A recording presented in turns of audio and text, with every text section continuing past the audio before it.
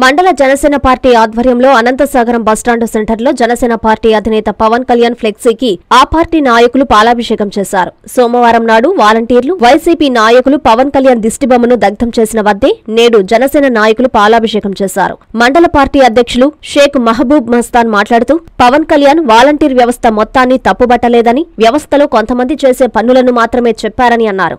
డిగ్రీలు, పీజీలు చేసిన వారు సైతం జాబ్ క్యాలెండర్ విడుదల చేయకపోవడంతో 5,000కే వాలంటీర్గా పనిచేస్తున్నారని అన్నారు. కొంతమంది వైసీపీ నాయకులు కావాలని వాలంటీర్లను కించపరిచారని, దుమారం రేపడం సరికాదన్నారు. వైసీపీ నాయకులు, కార్యకర్తలు పవన్ కళ్యాణ్ జోలికి వస్తే ఖబర్దార్ అంటూ హెచ్చరించారు. ఈ కార్యక్రమంలో మండల నాయకులు కరిముల్లా, హరికృష్ణ, నాగభూషణం, వెంకటరమణ, చెన్నయ్య, నాగరాజు, అజయ్ తదితరులు పాల్గొన్నారు. పవన్ కళ్యాణ్ గారి చిత్రపటాన్ని పాలాభిషేకం చేయడం జరిగింది.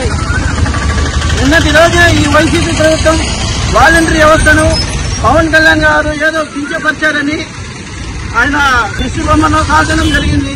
దానికి మేము ఈ రోజు మా అధ్యక్షుడిని పాలాభిషేకం చేయడం జరిగింది. ముఖ్యంగా ఏంటంటే వాలంటరీ వ్యవస్థ కించపరచలేక కొంతమంది తక్కువ గడువు చేస్తున్నారు కాబట్టి వాళ్ళకు మాత్రమే పవన్ కళ్యాణ్ గారు చెప్పడం జరిగింది. అదేవిధంగా 5,000 రూపాయలు తీసుకుని వాలంటీర్లుగా చేస్తున్నారు. డిగ్రీ, పీజీలు చేసిన వాళ్ళు కూడా ఈరోజు వాళ్లకు ఈ వైసీపీ ప్రభుత్వం వచ్చి 4 సంవత్సరాలు పూర్తి అయినా ఇప్పటి వరకు జాబ్ క్యాలెండర్ రిలీజ్ చేయలేదు.